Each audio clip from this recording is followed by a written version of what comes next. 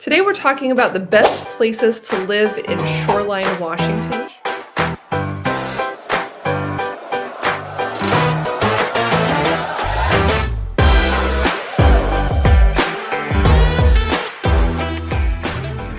Shoreline is a suburb of Seattle just north of the Seattle city line. And because it's outside of Seattle, it has a different municipality, different laws, a little bit better enforcement of things like, issues relating to homelessness, crime, prostitution, stuff like that. And also it's been known to have pretty good schools historically. So we're just going to take a look at it and see what we think. What are some of the best areas to live? What are some places to avoid? And what are the price points if you want to get into a house here in Shoreline? So first, let's turn on our Google map and show the outline of the city. And hopefully you can see from the relationship to downtown Seattle. This is about where I live, and it's about a half an hour drive into Seattle, maybe 20 minutes if there were no traffic, half an hour with moderate traffic, and probably more like 45 minutes if it's rush hour. So just to give you a perspective of where we're coming from here. And then as we take a look, one of the best places to live, which I'm just going to recommend off the bat, is my neighborhood. Come be my neighbor, friends. This is Lake Forest Park, and it's essentially an offshoot of Shoreline. They wanted to get this lakefront access here. So this triangle from there, Sheridan Beach, up to here, kind of top of the lake, go to Kenmore, and back up here. It's essentially the same thing. It has a different town hall and a different municipality, but Lake Forest Park is very woodsy. It's very hilly. If you like the idea of living in and amongst the trees on a slope, you're going to love Lake Forest Park. And it does, as advertised, have lakefront access here onto Lake Washington. There's a club. It's a private club. It's pretty cheap. I think it costs about $200 per year, called the Lake Forest Park Civic Club. If you Google that, you're going to be able to find out how to join. People who live in Lake Forest Park can join, and it's exclusive to others, but that's okay. There's plenty of public parks. It has like a tiny little playground, a grassy area, a tiny little beachfront area, and a dock. There's also a building where you can hold meetings, and it's the type of place where kids might have their birthday party and bring the clown with the bubbles. The Boy Scouts meet there for their graduation ceremony, and they have a little fire and watch the eagle like soar home to its nest at sunset. We've been there at Christmas. They'll have a bonfire and open it up to the public and watch the Argosy cruise ships come by with their Christmas lights on and sing to the group. So Lake Forest Park is a lovely, woodsy, hilly little type of suburb. And so I'll just say that's a great place to look at if you're interested in this area. It's part of the Shoreline School District. And essentially, just think of it as a neighborhood of Shoreline. Another place to look is Sheridan Beach. And again, we'll call it Shoreline adjacent. I have a separate video of Sheridan Beach that I would love for you to watch if you're interested. But it's essentially, there's two parts. There's the beach part, which is along the water. And there's Sheridan Heights, which is up on the hill. And it's split by this little road here, Lake City Way, Bothell Way, Highway 522 that's traveling through here. So it's right by Lake Forest Park Town Center, which is a little shopping mall. And Sheridan Beach down below, absolutely packed at Halloween. One year, our son was just born. We didn't know where to go for trick-or-treating for him. So one of the women from our church said, "Oh, you can come to our house and trick-or-treat. Everybody else does." When we got there, we saw a police car cruising by. It was packed with high school students wearing all kinds of, I don't know what type of costumes. And when we got to her door, she had a sign saying something to the effect of, "After handing out 528 pieces of candy, we have run out and we are closed for business." So she was already done. We still knocked to go say hello to her. But there were people there who had, private haunted houses going on. There was a guy he was in like a mummy outfit, and he was lying on the front lawn. And when you would come up to his doorbell, he would like get up and haunt you. There was another guy with a mansion on the lake, amazing house. He was opening the door dressed as Count Dracula. So it was a really fun vibe. It's very safe. It's a very safe area. The police were just there, I think, for crowd control and to keep those high school students, on their good behavior, but it was really an amazing experience. And then Sheridan Heights is on the other side of the street. It's on a hill, and they just have some beautiful homes.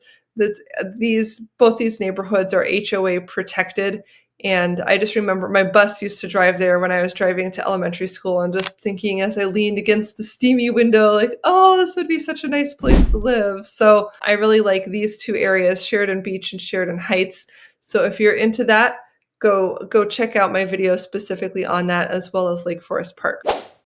Now on to Shoreline. So the thing to be aware of, the biggest downside of Shoreline is this road right here, which is Highway 99, Aurora, which is our big arterial road. It's the shopping center road. It looks like this photo. It looks like an old-time photo, actually. It might have been taken there. But this is the road with all the big stores, like the Costco is there, the Home Depot is there, the UPS store, as well as the little smoke shop, the little massage shop, the little e-cigarette shop, the psychic shops, restaurants, hotels, all sorts of things are on this. The bus goes there.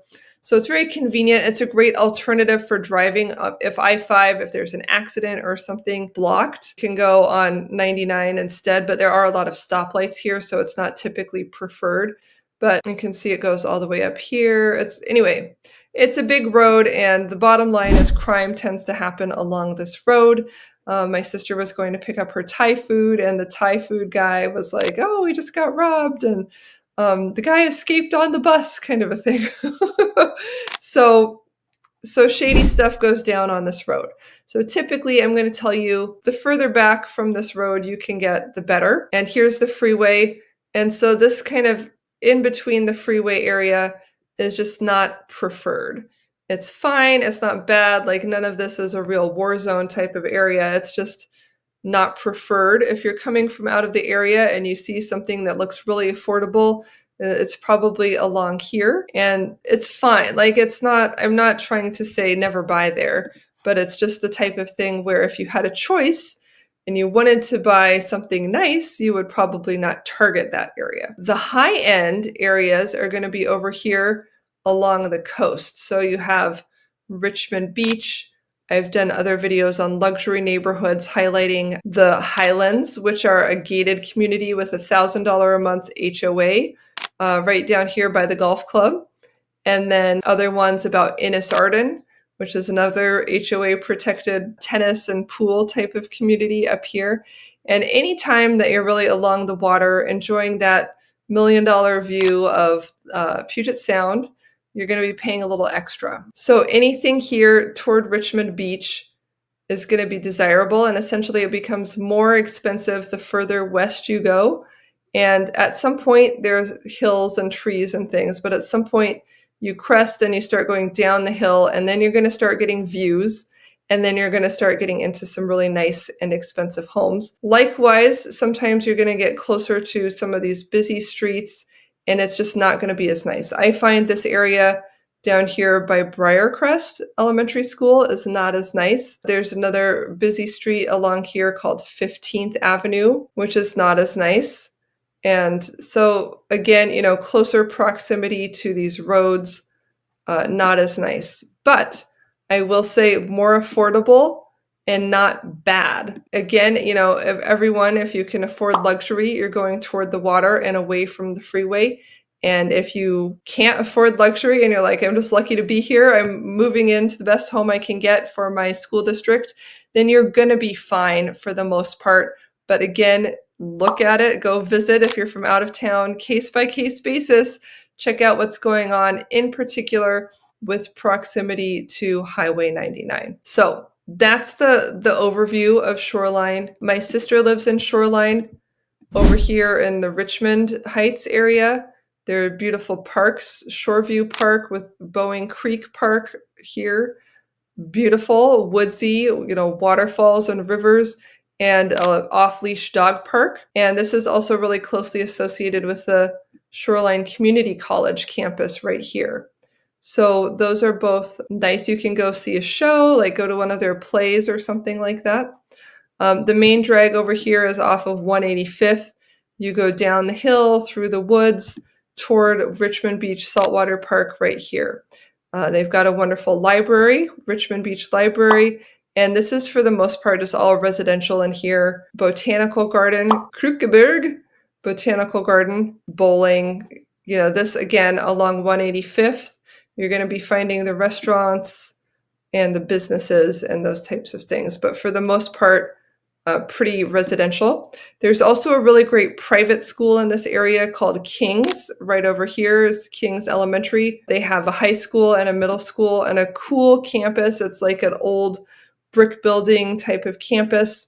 They do have a cell phone tower there, which was a downside from my perspective, but they have a huge football field. They have really excellent sports teams that do well in their league, which is league of, you know, smaller sized schools. And the basketball team, I think, goes to state, men's basketball. They also have a really great robotics team that does well. So if you're looking at schools and considering private schools, King's is a great K through 12 option in Shoreline. There's also a Catholic school called St. Luke in this area, which goes K through 8, I believe. And then there's on the west side, there's 2 high schools in Shoreline. On the west side, we have Shorewood. So, you know, W, Wood for West. And then on the east side, we have Shorecrest High School. And both are good schools. They've both gotten, I think last I looked, they were rated at about 7 out of 10 on the Great Schools chart. And they've both been remodeled in the last 10 years. We had a big levy and a lot of the schools got remodeled, both high schools. Kellogg Middle School on the east side got completely remodeled. The middle school over here got completely remodeled. So a lot of money is continuing to being put into the school systems, and especially here along the Lake Forest Park area, adjacent to Shoreline, you're going to have a lot of nice, quiet neighborhoods.